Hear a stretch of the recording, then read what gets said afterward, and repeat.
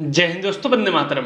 Ticket ही reaction में आप सभी का फिर से एक बार स्वागत है। आज हम एक और वीडियो पे रिएक्शन करने वाले हैं। चैनल का नाम है सना अमजद। जो टाइटल है मैं आप सभी को बता देता हूँ। This is how Israel respect Indians worker, पाक पब्लिक एंग्री रिएक्शन। यार एंग्री रिएक्शन किस बात का है? पहली बात तो मुझे यही समझ में नहीं आता है, या कुछ होता होगा इनके टाइटल या उसमें बेहतर लगता होगा। और दूसरी बात, भाई इजराइल के और भारत के काफ़ी अच्छे संबंध हैं और उनको रिस्पेक्ट दी जा रही है उनके काम जो करेंगे उसकी वजह से। और आपका नाम? मेरा नाम अली नईम है जी। क्या करते हैं आप? मैं I am general manager HR in one of the largest companies of Pakistan. ज़बरदस्त। ठीक जा रहा है सब काम शाम? अल्लाह का शुक्र है जी। सर, इसराइल और फ़लस्तीन का जो मसला है इस वक्त पूरी दुनिया में सबसे ज़्यादा हॉट टॉपिक है। पूरी दुनिया इस पर बात भी कर रही है, लेकिन इसकी रोकथाम के लिए कोई भी इकदाम जो हैं वो नज़र नहीं आ रहे। आपको पता है कि जब ये सारा मसला शुरू हुआ तो इसराइल के अंदर जितने भी फ़लस्तीनी वर्कर्स काम करते थे या तो उन्हें निकाल दिया गया या फिर वो खुद छोड़कर चले गए। अब जो है इस सारे मामले पर एक बहुत बड़ी डेवलपमेंट सामने आई है। इंडिया जो है कंस्ट्रक्शन वर्कर प्रोवाइड कर रहा है इसराइल को। पहला बैच इंडिया से वर्कर्स का इसराइल पहुंच चुका है। 60 से ज़्यादा ये वर्कर्स हैं और इसराइल में इनका बड़ा वार्म वेलकम किया गया है। इन वर्कर्स को फेयरवेल पार्टी दी गई है और जो एम्बेसडर हैं इसराइल के, उन्होंने इंडिया का शुक्रिया भी अदा किया है।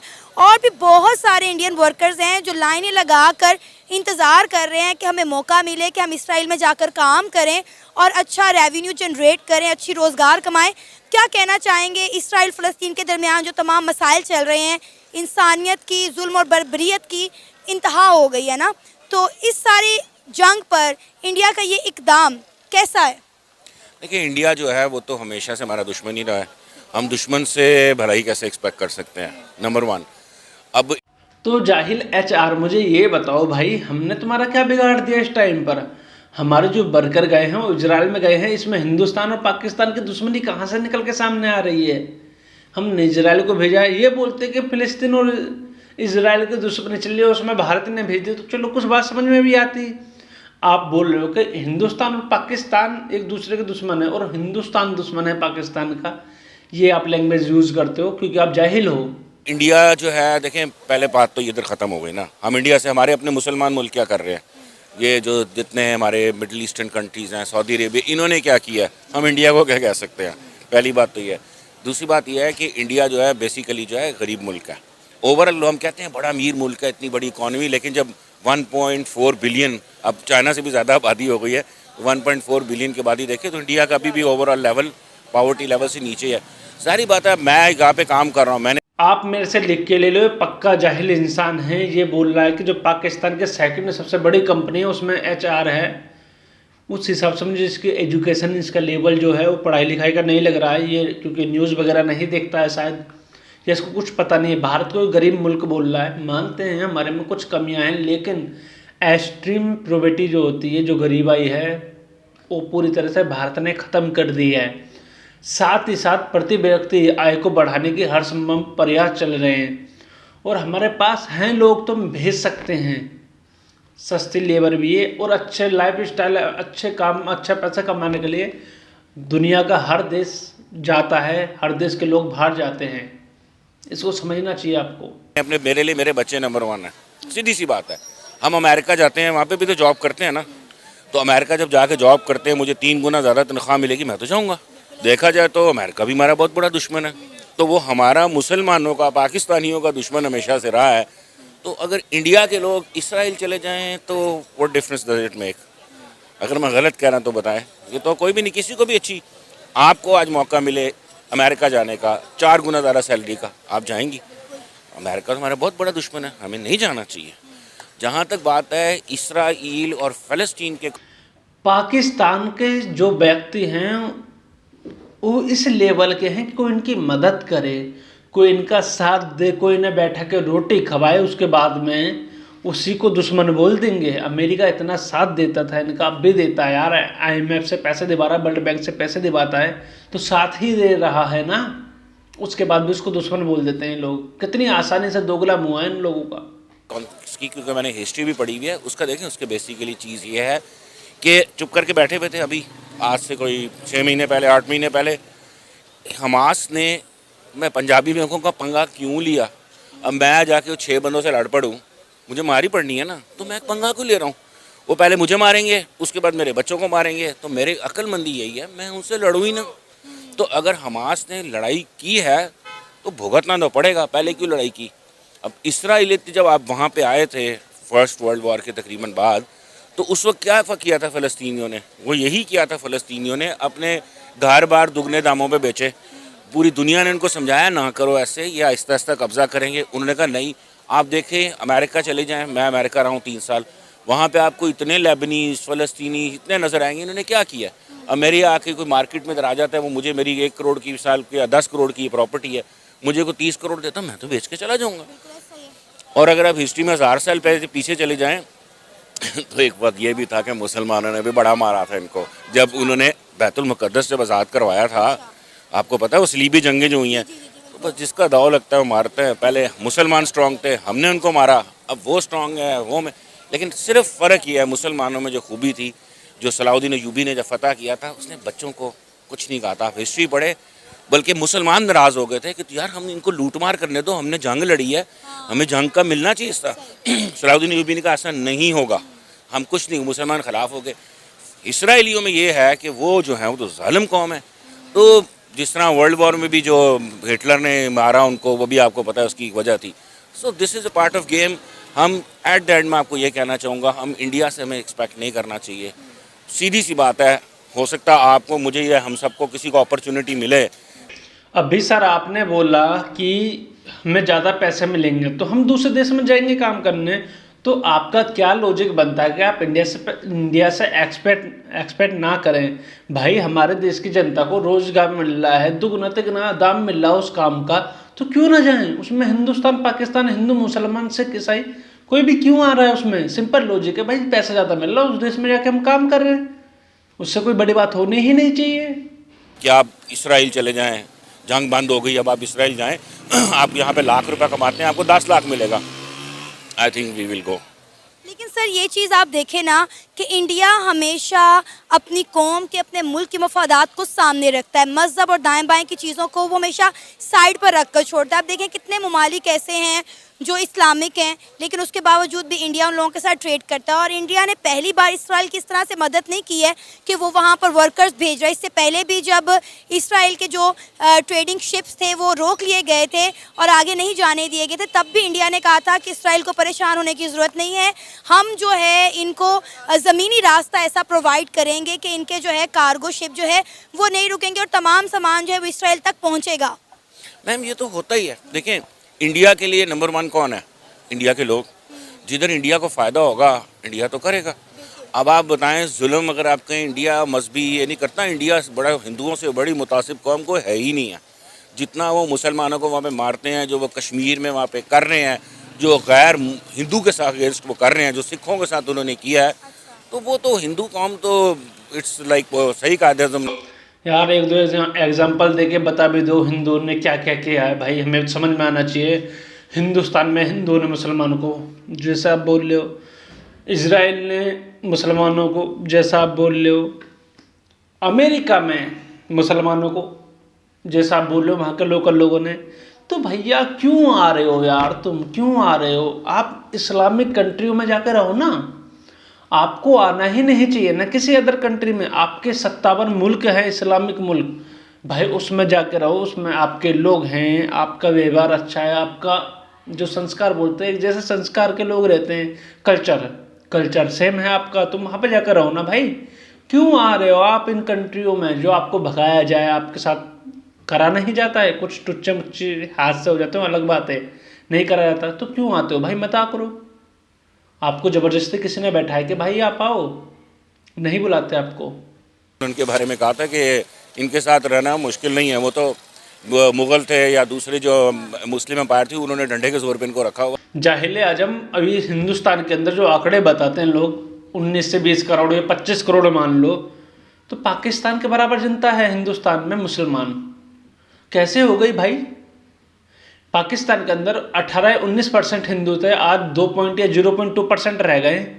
वो कहाँ गए बाकी के। और हिंदुस्तान में उसका उल्टा है, हिंदुस्तान में कितने मुस्लिम थे, आज 25 करोड़ मुसलमान हैं, कहाँ से आ गए भाई। ऐसे दबा कर रख रखा जब इतने हो गए। कोई लॉजिकल बात करे करो यार, तो समझ में भी आती है। सो इंडिया से we should not expect India को आपको पता है यही पाकिस्तान जो 1947 में, जिसको आप कह रहे हैं कि हिंदू जो है बड़ी जालिम कौम है, हमने अलग होने का फैसला कायद-ए-आज़म मोहम्मद अली जिन्ना ने बिल्कुल ठीक किया था। आपको पता है मैं डेली हज़ारों लोगों से बात करती हूँ, उनके इंटरव्यूज़ करती हूँ, और वो कहते हैं कि तकसीम हिंद का फैसला ही गलत था। अगर तकसीम हिंद ना होता तो आज हम इंडिया के साथ रह रहे होते तो हमारे हालात बहुत अच्छे होते, पाकिस्तान और इंडिया मिलकर डेवलप कंट्री बन रहे होते, हम भी सुपर पावर होते और हमारे मुल्क में ये हालात ना होते। एजुकेशन का मेयार देखें, तालीम के साथ साथ आप सेहत को देख लें, आईटी के निज़ाम को देख लें, साइंस एंड टेक्नोलॉजी देख लें। अब जो नई सरकार आई है नून लीग की, अब वही देख लें वो किस तरह इंडिया के तरले डाल रही है कि इंडिया के साथ ट्रेड खुल जाए। बड़ा गलत फैसला था कि इंडिया के साथ ट्रेड बंद कर दी, कि एक बार फिर से दोनों मुल्कों के दरमियान जो है वो तजारती ताल्लुकात बहाल होने चाहिए। इंडिया हमें मुँह नहीं लगा रहा, इंडिया ने साफ इनकार कर दिया कि जब तक पाकिस्तान दहशतगर्दी को सपोर्ट करना नहीं छोड़ेगा और आज़ाद कश्मीर के बारे में सोचना नहीं छोड़ेगा, हम पाकिस्तान के साथ बातचीत भी नहीं करेंगे। मेरी ख्वाहिश ये थी कि ब्रिटिश यहीं पे रहते, थोड़ी सी आप देखें जहाँ भी ब्रिटिश रहे हैं ना, वो सारी कौमें देख लें वो कहाँ पहुँच गई हैं। ऑस्ट्रेलिया देख लें, साउथ अफ्रीका, पूरे अफ्रीका में सारा अफ्रीका आज़ाद हो गया, बड़ी आज़ादी मनाई, सिर्फ साउथ अफ्रीका आज़ाद नहीं हुआ। और कहाँ साउथ अफ्रीका है और कहाँ बाकी दूसरी नेशंस हैं। आपको पता है सिंगापुर से जब ब्रिटिश जाने लगे थे, आप हिस्ट्री में पढ़ना, तो उन्होंने ब्रिटिश को कहा था प्लीज़ अभी ना जाओ। उन्होंने वर्ल्ड वॉर के बाद ब्रिटिश वीक हो गए थे, वो रह ही नहीं सकते थे उनके पास। भाई कैसी जहालत वाला इंसान है ये, किस तरह की बात करता है। पहली बात तो अगर अंग्रेज नहीं जाने थे तो अपने देश में रोक लेते भाई। पाकिस्तान बन गया था ना, भारत से एक दिन पहले पैदा हो गया था पाकिस्तान। भारत की आज़ादी आपके आज़ादी के एक दिन बाद हुई, जैसा आप मानते हो, तो भाई आप रोक लेते अंग्रेज़ों को, क्यों नहीं रोक पाए आप? आज तक जो अंग्रेज़ों ने बनाया उसे वो घिसे चले जा रहे हो और कुछ नया बनाना आपको आता नहीं है। हिंदुस्तान को मत घिसेड़ो उस बात में, हिंदुस्तान तरक्की कर रहा है। आज यूके से ज़्यादा बड़ी इकोनॉमी है हमारी, समझते हो ना बात को, ट्रेड है हमारी, हर चीज़ में हम यूके से आगे हैं। बस थोड़ी बहुत जो चीज़ें रह रही हैं उसमें भी आगे हो जाएंगे, तो कहाँ है हमारे सामने, बोलो भाई। अफोर्ड ही नहीं करते थे इतनी बड़ी आर्मी रखना। सिंगापुर ने ब्रिटिश आर्मी को कहा हम आपको भी तनख्वाहें देंगे, डबल तनख्वाहें देंगे, हम इंग्लैंड को भी पैसे देंगे, प्लीज़ ब्रिटिश को यहाँ से जाने ना दें। अगर अंग्रेज़ यहाँ पे 150 साल या 100 साल रह जाता तो हमारे पास भी ब्रिटिश नेशनैलिटी होती, हम भी इंग्लैंड का एक हिस्सा होते। लेकिन अगर उसको देखा जाए तो वो भी एक नेगेटिव बात है। क्यों? आपको पता है जब अंग्रेज़ जब यहाँ पे आया था इंडिया में, तो इंडिया और पाकिस्तान सब कॉन्टिनेंट दुनिया के अमीर तरीन मुल्कों में आता था। जितना अंग्रेज़ ने बेड़ा गर्क किया किसी ने नहीं किया। सो हिस्ट्री के देखें हमेशा दो पार्ट होते हैं, ये वाला भी होता है, ये वक्त ही बताता है क्या होगा। अब कोई पाकिस्तान अलहदा नहीं होना चाहिए था। फ़र्ज़ करें हमारे बड़े अच्छे लीडर आते हैं 1947, 48, 55 तक पाकिस्तान क्या चीज़ था, हमारे पास किस चीज़ की कमी नहीं थी। पाकिस्तान के अगर हमें लीडर अच्छे मिल जाते, सही बात बताऊं ना, इंडिया को अच्छे लीडर मिले हैं जो बार बार मैं कई लोगों से बहस कर चुका हूँ, इंडिया बड़ी तरक्की कर गया, इंडिया क्या तरक्की कर गया, इंडिया कोई तरक्की नहीं कर गया। मेरी 1 लाख तनख्वाह आप कहेंगी मैं बड़ा अमीर आदमी, उसकी 10,000 तनख्वाह ये गरीब आदमी। मिसाल के तौर पे इसका एक बच्चा, मेरे 15 बच्चे हैं तो मैं गरीब ही हुआ ना, क्योंकि मेरी लाख तनख्वाह 15। सो इंडिया जो है ना, इंडिया ने भी कुछ हासिल नहीं किया, पाकिस्तान ने भी कुछ हासिल नहीं किया, बांग्लादेश ने भी कुछ हासिल नहीं किया। ऑल जितनी भी कंट्रीज़ हैं, एट द एंड अगर आप देखा जाए इंडिया को भी करप्ट लीडर मिले हैं। आप कभी इंडिया की अपनी जो यूट्यूब के जिस तरह हमारे चैनल चल रहे हैं ना, उसमें चलें, ये जो मोदी से पहले था जो इंदिरा गांधी का बेटा है राहुल गांधी, उसके आप करप्शन के केसेस देखें कितने ज़्यादा उनके पास, कांग्रेस के ऊपर corruption. So corruption is everywhere. Narendra Modi के बारे में आपकी क्या राय है? 2 टर्न्योर उनके गुजर चुके हैं, कहा जा रहा है तीसरा भी उनका आएगा, क्योंकि उन्होंने इंडिया में बड़ी डेवलपमेंट की है। अब आप देखें, आपने कहा कि इंडिया ने कुछ नहीं किया, इंडिया एक गरीब मुल्क है। चले मुझे ये बताएं फिर ऐसी क्या वजह है कि तमाम ममालिक का झुकाव इंडिया की तरफ क्यों बढ़ गया है? तमाम ममालिक जो हैं वो इंडिया की तरफ क्यों बढ़ रहे हैं, ट्रेड क्यों करना चाह रही है? इवन कि जो पाकिस्तान की नई सरकार आई, मैंने आपको बताया है, वो भी रो रही है इंडिया के साथ ट्रेड करने के लिए, लेकिन इंडिया कोई जवाब नहीं दे रहा। अब जैसा कि हमारा आज का मुद्दा ही आप देख लें कि कितने वर्कर्स हैं जो इसराइल जा रहे हैं, इंडिया से जा रहे हैं ना, कितने वर्कर्स हैं वो चाहते हैं कि वो इसराइल जाएं, जाके काम करें। पूरी दुनिया में आप देखें कि इंडियन लोगों की कितनी डिमांड है, ज़ाहिर है कुछ तो ख़ास बात है ना। डिमांड नहीं है, मैं आपको बताऊं, एक वक्त था, आपको भी याद होगा, दुबई जा रहे हैं। वो क्या वक्त था कि पाकिस्तानी जो बंदा है वो, अब आप देखें दुबई में पहले सिर्फ मुसलमान पाकिस्तानी जाते थे, अब हिंदू बंगाली सब मिक्स हो गए। क्यों? हम मुसलमान हैं ना, हम एक से दो ज़्यादा एक कमरे में नहीं रह सकते। हमने रात को मुर्गा खा के सोना है, चाहे जेब में पैसे हो ना हो। हिंदू पता क्या करते हैं, जिधर आपकी 10,000 तनख्वाह है ना, हिंदू आपको 2,000 रुपये में मिल जाएगा। और वो आप जाएं कभी दुबई का देखें, वहाँ पे एक कमरे में 15-15 हिंदू, 15-15 बंगाली ये लोग रह रहे हैं। इवन फिलिपाइन जो है, फिलिपाइन के लोग भी हैं। मुसलमान नहीं ऐसे करता। सो इंडियन वर्कर्स बेसिकली मंगवाने की बेसिक वजह ये है कि कंपैरेटिवली उनकी सैलरी कम है। दूसरा आप कहें ना, हर बंदा इंडिया की तरफ जा रहा है। देखिए इंडिया जो है ना, ओवरऑल एक बहुत बड़ी इकॉनमी है। चीज़ों को दो लिहाज से देखना है। चीज़ों को इस लिहाज से देखना है कि बाप खुश है, बच्चे भूखे मर रहे हैं। बाप बड़ा अमीर आदमी है लेकिन बच्चे भूखे मर रहे हैं। आप इंडिया में अभी भी जाके अब वहाँ पे देखें, मेरे कुछ जानने वाले वहाँ पे गए हैं। इट्स अनबिलीवेबल इन इंडिया कि वहाँ पे इतने ज़्यादा इश्यूज हैं। तो चलिए भारतीय गरीबाई में बात कर लेते हैं, वीडियो तो ख़त्म करते हैं हम, क्योंकि भाई साहब ने बहुत ज़्यादा बात करी है। देखिए हमारी इकोनॉमी बढ़िया है, हम आगे लोगों को डेवलपमेंट कर रहे हैं। जो आप एक ही बात को लेके बैठते हैं कि भारत गरीब है, भारत गरीब है, भारत के लोगों को खाना नहीं है, भारत के लोगों को ये नहीं है, भारत के लोगों को वो नहीं है, तो जो तुम्हारी मीडिया दिखाती है, प्लीज़ एक बार बोलता हूँ मैं, उस मीडिया को छोड़कर और अदर कंट्री की मीडिया उसे देख लीजिए, भारत की मीडिया को देख लीजिए। भारत के लोग, आपके अगर कोई लोग रहते हो यहाँ पर रिश्तेदार वगैरह, तो उनसे एक बार बात करके देख लीजिए। मुसलमान जो लोग हैं आपके, उनसे बात करके देख लीजिए कौन को दबा रहे हैं। पहली बात तो ये होगी। जो वर्ल्ड बैंक ने रिपोर्ट निकाली इसमें 7.5% से ग्रो कर रही है हमारी कंट्री, और जो RBI की रिपोर्ट है कि शायद 8 पॉइंट कुछ की बात चल रही है, शायद ये निकल के आए। चाइना 5% से ग्रो कर रहा है। यूरोप में काफ़ी सारी कंट्री नेगेटिव ग्रो कर रही हैं। बांग्लादेश और जो पाकिस्तान है, बांग्लादेश कर रहा है 5.6% से ग्रो, और जो पाकिस्तान है 1.8 से ग्रो कर रहा है। तो भाई साहब आप कहाँ गरीबाई की बात लेके बैठ रहे हैं। हमारी इतनी बड़ी आवाम है, इतना बड़ा मुल्क है, उनके लिए संसाधन चाहिए, सारी चीज़ें चाहिए, लेकिन उसके बाद भी हम इतना कुछ कर रहे हैं, अचीव कर रहे हैं। तो बात आपके समझ में नहीं आई, क्योंकि आप जाहिल और पाकिस्तानी थिंकिंग से सोचते हो। इसलिए इसी के साथ इस वीडियो का अंत करते हैं। आप सभी लोग अपनी ज़रूर कमेंट दीजिए कि जाहिल जो है पाकिस्तान के सेकंड लार्जेस्ट कंपनी के HR हैं, और भी कुछ बताया था, याद नहीं है मुझे।